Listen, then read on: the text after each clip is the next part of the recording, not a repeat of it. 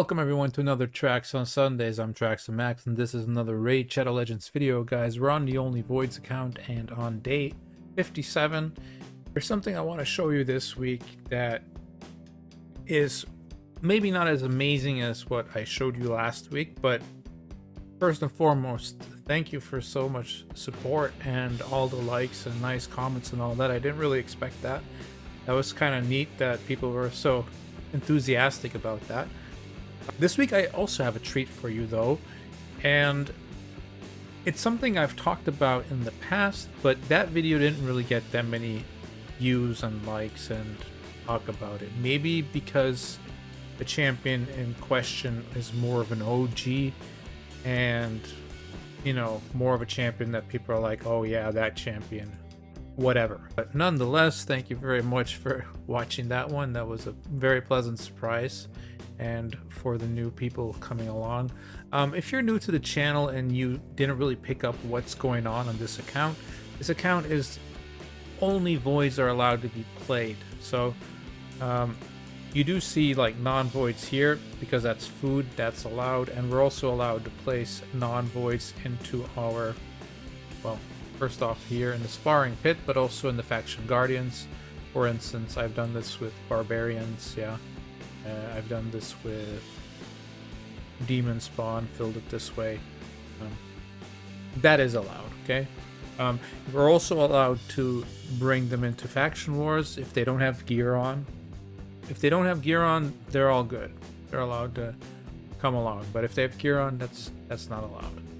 So basically, only voids. That's it. And it doesn't matter where we get the place from. Now, one of those voids is a void that I've spoken about in one of the videos maybe like a month ago or so.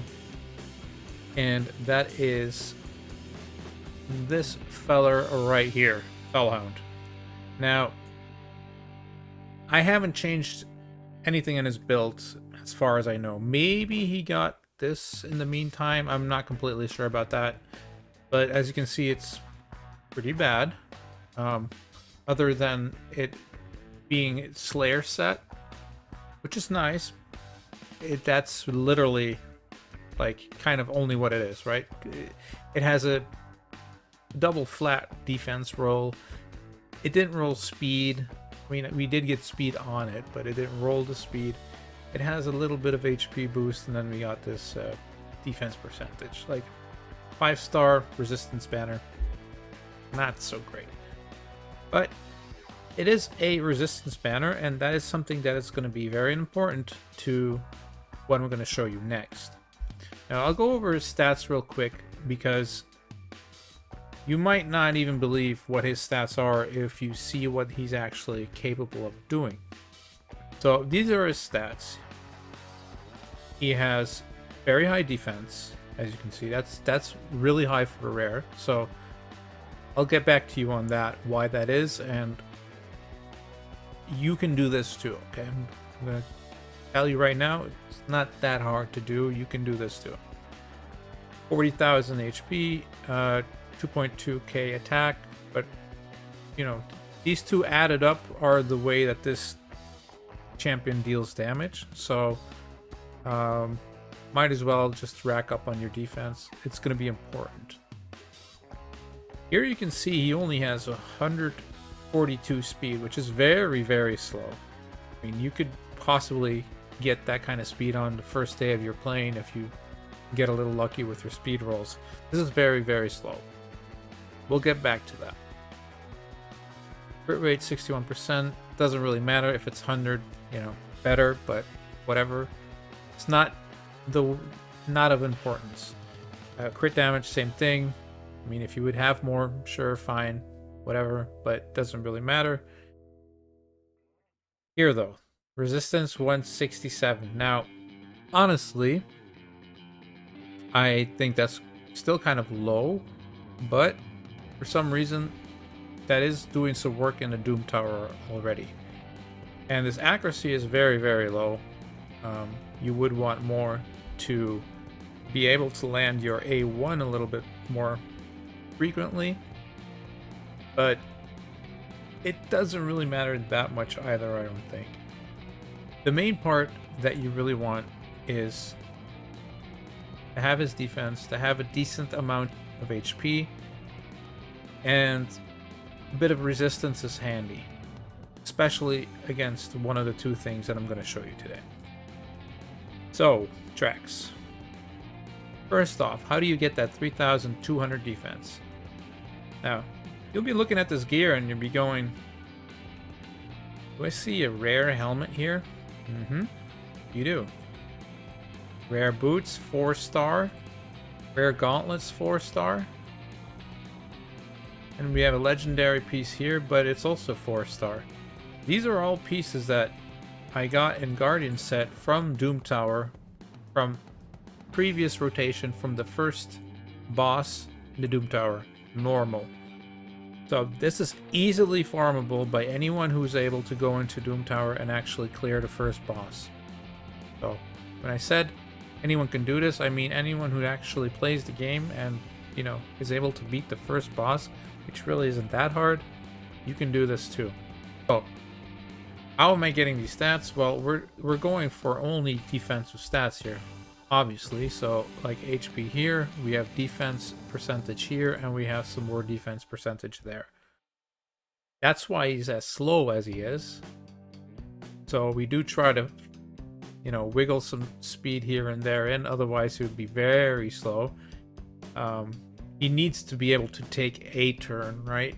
But he doesn't have to be blistering fast or over 200 or whatever. The defense here is way more important for us than in being super fast, and you'll see why.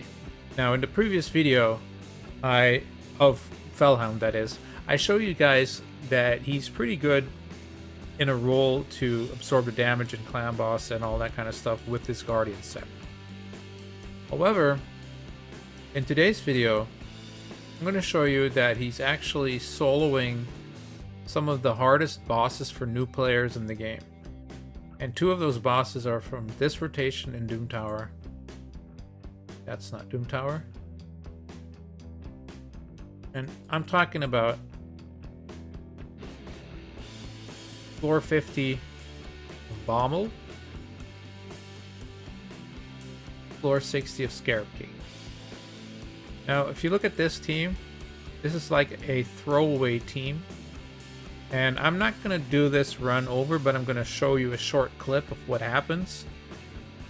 Basically, these are just there to die, but they're there to help get the waves cleared faster, right?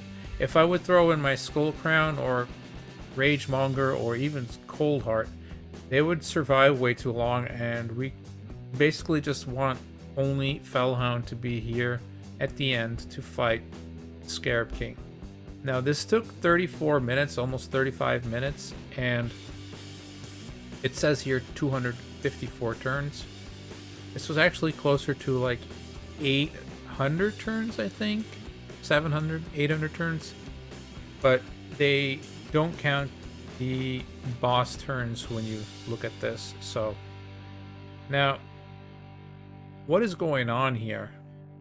So, I'm going to show you the team setup, and then I'm going to show you the clip that I was talking about. So basically what they do is, all together, they just clear the first waves as good as they can. Then they get to the boss. Because these are all pretty weak, they die almost instantly, probably like the first or second hit.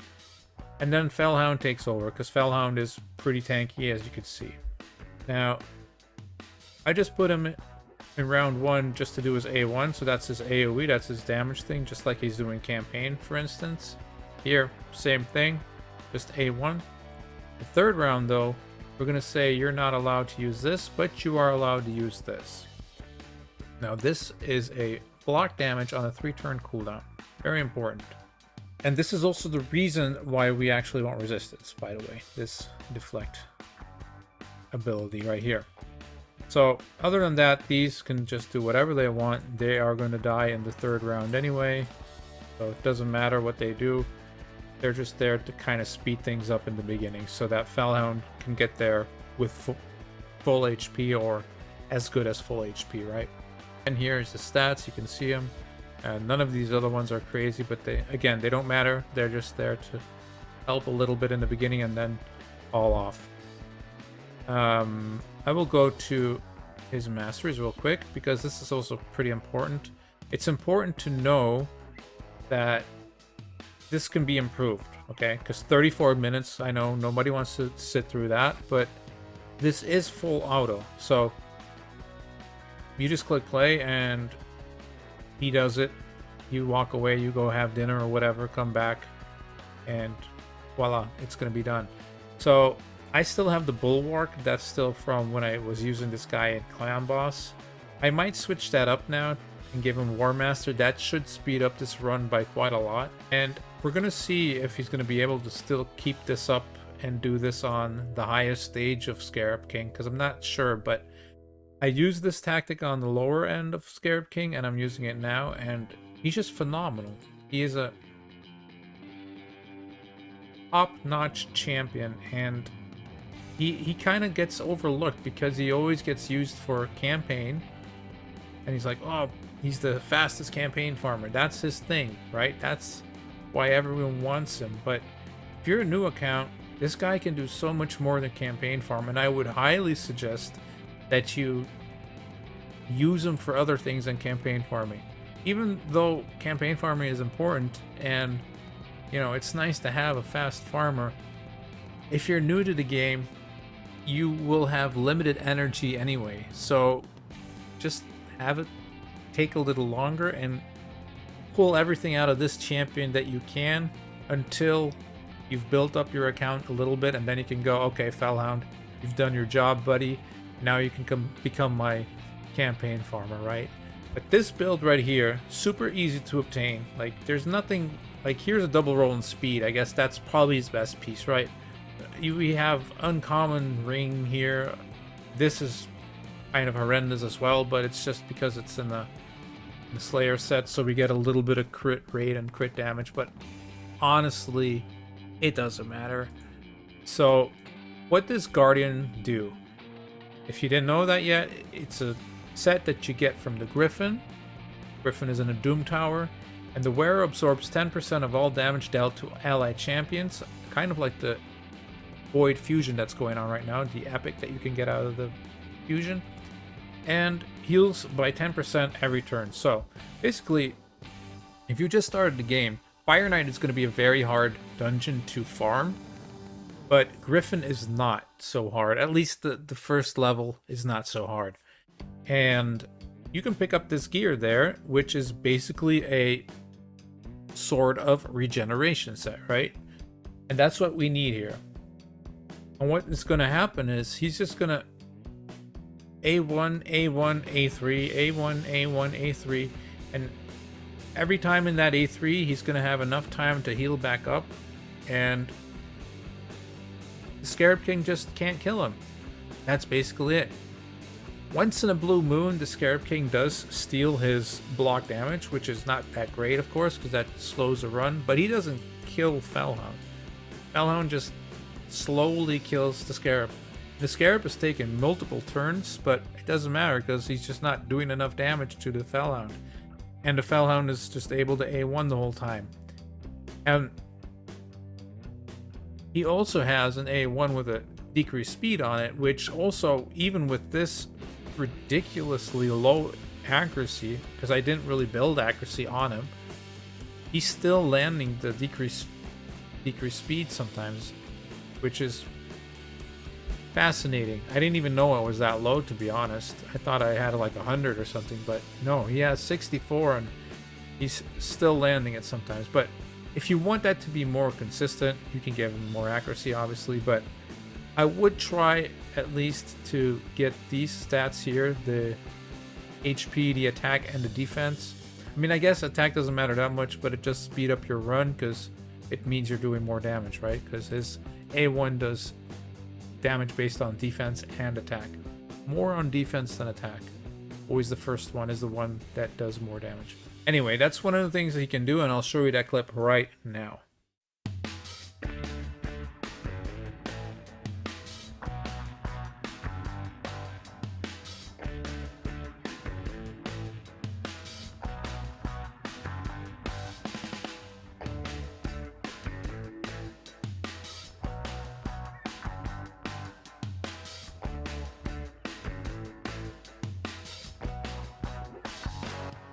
All right, pretty cool, huh? Now, looking in here, they say he's a 2.5 in Demon Lord. I think you're underselling him, my friends. I think you really are underselling him. He was pretty phenomenal for me to get the first difficulties done. Actually, the first 3-key brutal I did on this account was also still using Felhound, so I don't know if that's like maybe a 3. I wouldn't give him more than a 3, but 2.5 is kind of saying don't use him there, which I don't know. I'd use him in Demon Lord before I'd use him in my arena defense. So, I don't know. Hydra, yeah, I could see Hydra. Hydra is not great. I agree with that one. Although he does have a decreased speed on the A1, and that's an AoE, so could be useful.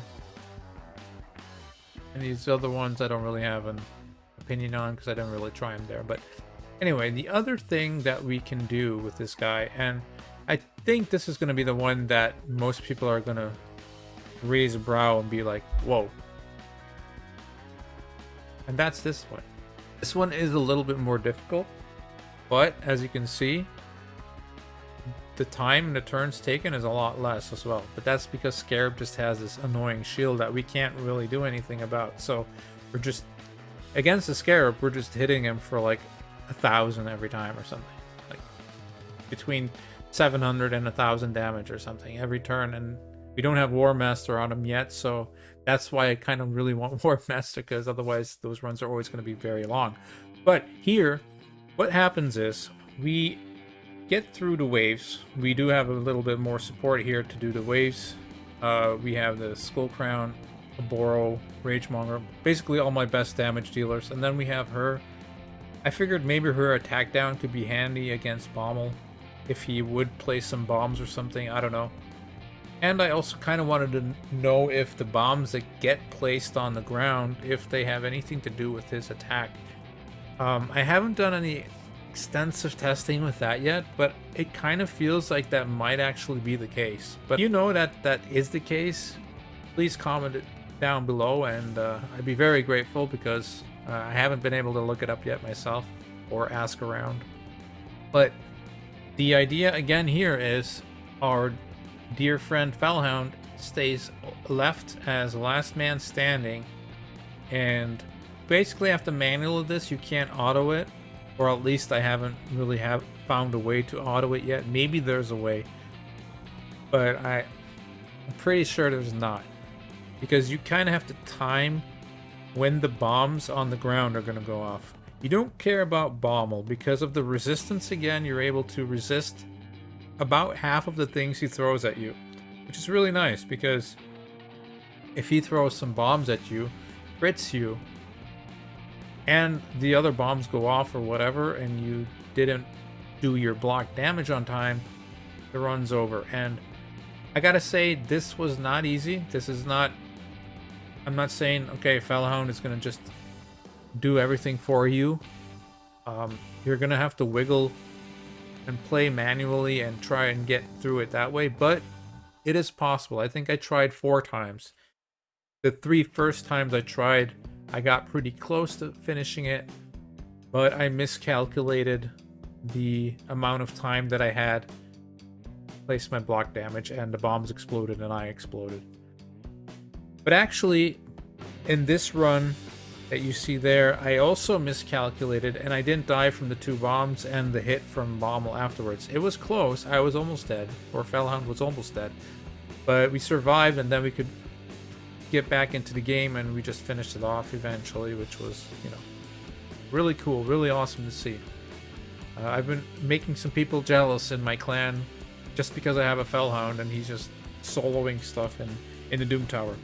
So yeah, I'll show you guys that clip, how that went, and then I'll see you right in a second.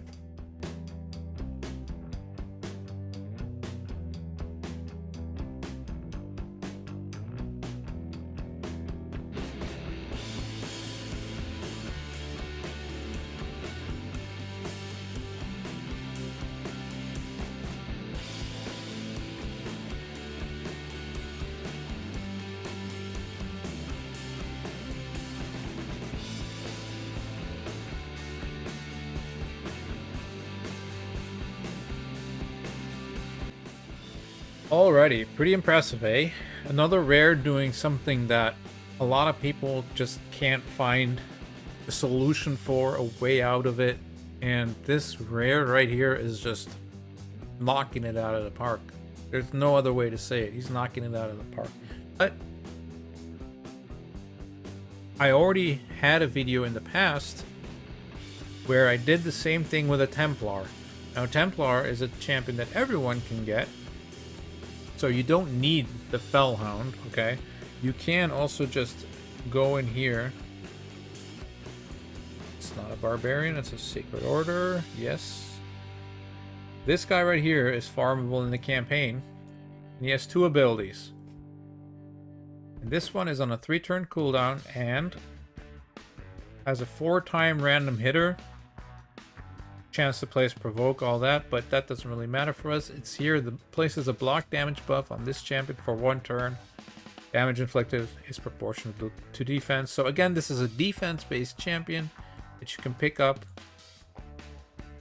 in campaign. Actually, in this stage where I'm sitting at. See, right there.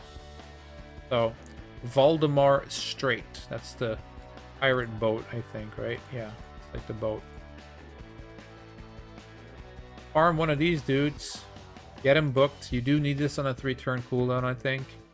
Maybe you could pull it off on a 4-turn. I'm not completely sure, but I think it's best to have a 3-turn cooldown. And yeah, it's basically just time that block damage for the bombs on the ground. Try not to put too many debuffs onto Bommal, so that he doesn't place more bombs, because if there's more bombs, you're probably going to get in trouble at some time. Because I tried that a couple of times, actually. Try and just power through that with, you know, multiple debuffs. And in fact, in this run, the reason why I miscalculated was also because there were a couple of bombs more, because I had used the defense down from a Boro and the burn from Ragemonger, and that made him place 1 or 2 extra bombs, I think. So, but yeah, you time your A3 with this guy on time, and you just A1 and A2, A3 again, A1, A3. You don't use A2 at all. You heal enough through your Guardian set, the 10% heal you have, and then because you're just so bulky with a 3.2 or 3.3 almost, that's a lot of defense. 40,000 HP, you're golden. And that was it. That was what I wanted to show you. I know it's not, you know, it's not as much as last week, but I do know that these are very annoying to deal with if you don't have a strategy for it. And often this involves some kind of champion that you need for it. But honestly, for these two, if you have a Felhound, or if you just go and farm that Templar dude, you got it. You can do this. There's even a Griffin level here where you can farm your Guardian gear if you still need that. So you go here, you farm your Guardian gear, you make the dude tanky, and you're able to finish off these 2 bosses. Simple as that. Guardian gear, block damage, win. I hope you guys enjoyed this one as much as you did last week, and if you have any questions, any remarks, anything you need to know, please ask them in the comments. You know, I always try to reply if I can, if I think I need to reply to something. And yeah, other than that, I hope you guys have a nice week, and I'll catch you guys next week. Peace.